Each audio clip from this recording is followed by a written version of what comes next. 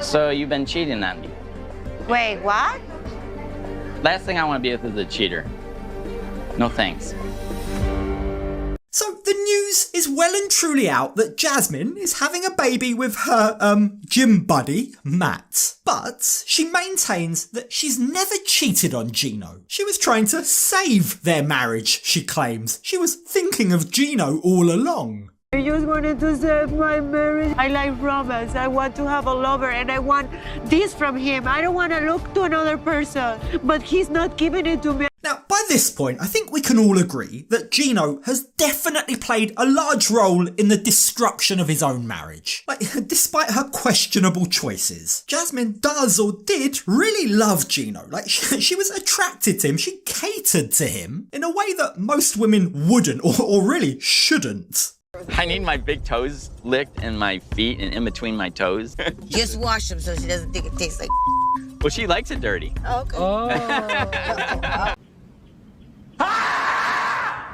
Now, as the cast head to a bar, Gino admits that for the last few days, Jasmine's behaviour has been perfect. She's been the kind, softly spoken, non-argumentative version of herself that he's been craving all along. And if she can maintain this, I think we can fix our marriage, he says. But even so, despite her checking all of his criteria, Gino is still withholding sex. The best she can get is eating my toe jam, he says. Like, yuck. In most normal circumstances, you'd hardly say that that was a treat. But when it comes to Jasmine, maybe it is. Like, she's actually revealed that one of her pregnancy cravings is Gino's toe cheese. Like, excuse me while I gag. Look, what I don't get is even though Gino is clearly punching above his weight, even though he's got this objectively beautiful lady who's attracted to him and his toes, he not only refuses to give her what she desperately craves, like what most men would give her, sex, but more than that, he's not ready to budge even a little bit. He's not ready to even give her so much as a kiss. So is it any surprise at all that Jasmine has reached her limit? Is it any surprise that yet again she brings up the topic of having an open marriage? Having an open marriage goes against everything that I ever believed and wanted for me as a married woman. But I still want to try everything. Look, don't get me wrong. It would be very, very easy to point a finger at Jasmine and say, boo, Jasmine, she's a hoe. I get it. I understand why online many people think like that, right? Many people think that Jasmine has just used Gino to get a green card. Could that theory ring true? Well, yes, of course it could. But there is a part of me, right? There is a part of me that believes her when she says she thinks an open relationship will save her marriage. In her mind, it makes sense. She can get the goods elsewhere and she can come back to the man she loves. Only the problem is, as the therapist explained to her, for that to be ethical, it needs to be consensual. So Jasmine goes to work trying to win Gino's consent. It is called an ethical, non-monogamous marriage. Ethical? Ethical. I wouldn't say it's ethical. Okay. Yeah, as expected, as is said numerous times before, Gino is absolutely not on board. He doesn't want a non-monogamous marriage, ethical, questionable, or otherwise. But the problem is, although it's not an option for him, Jasmine sees no other option. Having gone through 9 months of zero affection or intimacy from her own husband and also having no agreement on when this treatment will end, she's done. She can't take this anymore and she wants to move forward instead of being stuck in this stalemate. Okay, one option would be you are intimate with me, or you and I sit and come to an agreement. Those, says Jasmine, are our only 2 options. But she's not correct, is she? There is a third option, divorce. Like, what else can she do at this point? Like, if Gino isn't willing to give it to her, and if he's not willing to let her have an ethical other guy give it to her, then she can't put up with this. She can't live in a miserable marriage for the rest of her life. Here she is, right? It's not ideal by any means, but here she is trying to come up with solutions and options, trying to have a calm, open conversation, pleading to her husband, letting him know just how serious this is. And yet, look at Gino. He isn't interested. He doesn't want to do anything that isn't 100% his own way. I mean, I was pretty clear about the open marriage and, that's not me. So that's gonna give us the option that you're gonna be intimate with me during the time we're here. Mm-mm.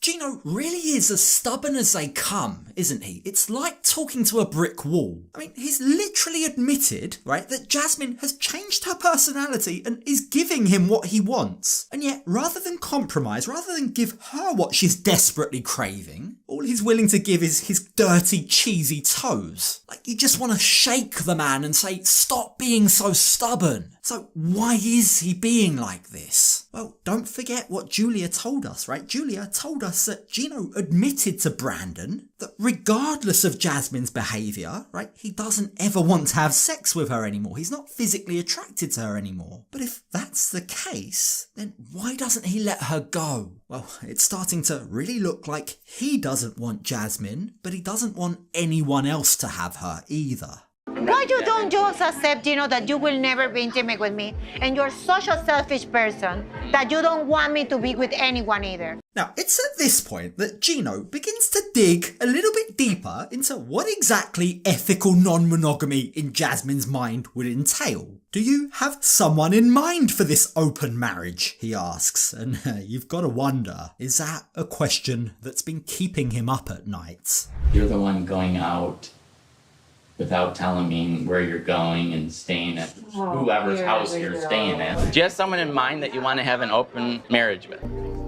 Yes. She must have had an emotional connection prior to coming to therapy with this guy. Now, up until this point, I had some sympathy for Jasmine, a limited amount, but I could understand where she was coming from. But it's at this point here that I think she's absolutely crossed the line. By teeing someone up and having someone in place ready to have sex with her, someone she's discussed it with before she's even discussed it with her husband, by the way, is absolutely crossing the boundary and disrespectful to Gino. Like, how can he ever trust her again after that? That is, to all intents and purposes, cheating, emotional cheating. She's met a random guy at the gym, got on with him, right, and spoken to him about her because her husband doesn't. Sure, if we believe her version of events, she might not have physically cheated yet, but she's at the very least disrespected her husband and her marriage.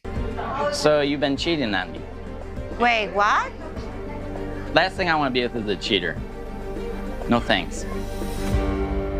Jasmine maintains that she hasn't physically cheated, but yes, she has had conversations with Matt about him. Now, the truth is, while it may have been Gino's behaviour that twisted Jasmine's arm into wanting an open relationship in the first place, going about it in this fashion, right, building a sexual bond with another man behind your husband's back isn't acceptable. It's not. And that's why this hurts Gino so much. It is cheating. He has been betrayed. The friend from the gym?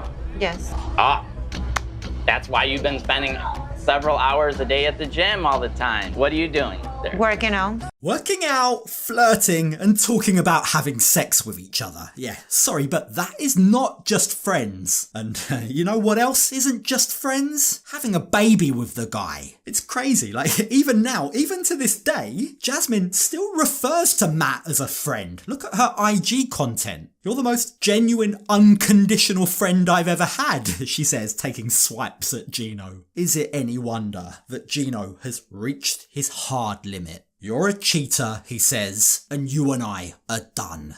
So you have a boyfriend and you're cheating on me? I don't have a boyfriend. Yeah, you do. That's cheating. That's cheating. And I don't want a cheater in my life.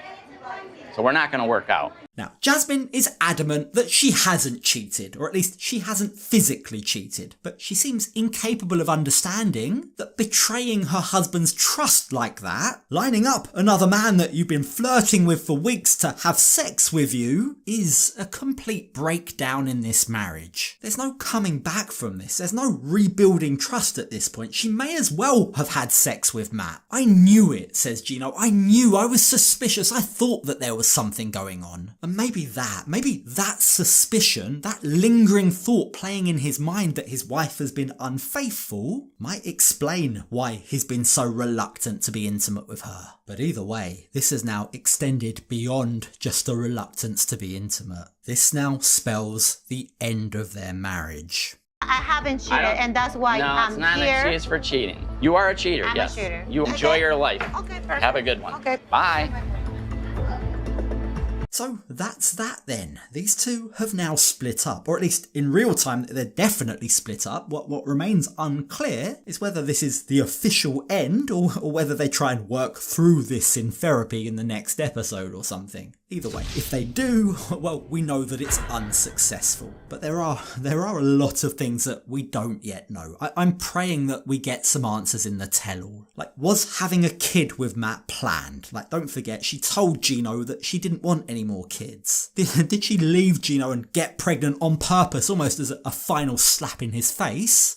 or was it a byproduct of finally getting the sex that she's been waiting for so long? Whatever the truth, after that conversation, Jasmine heads outside to cry, and this really feels like a throwback to the old days. I just wanted to save my marriage. I like romance. I want to have a lover, and I want this from him. I don't want to look to another person, but he's not giving it to me. There she is. That's the old Jasmine that we haven't seen in quite a while, isn't it? But even still, even though her marriage has literally just disintegrated before her eyes, Jasmine is still managing to hold it together better than she ever would have done in the past, isn't she? For as flawed as she is, and she is very, very deeply flawed, Jasmine has changed and grown before our very eyes. She is a different lady today than the lady that we first met. And look, for one, I'm gonna be sad to no longer cover Gino and Jasmine. They've been one of my favourite couples to cover. It really does feel like the end of an era. But the fact is, they do both deserve to be happy. Happy separately, and happy without having to eat Gino's cheesy toes ever again.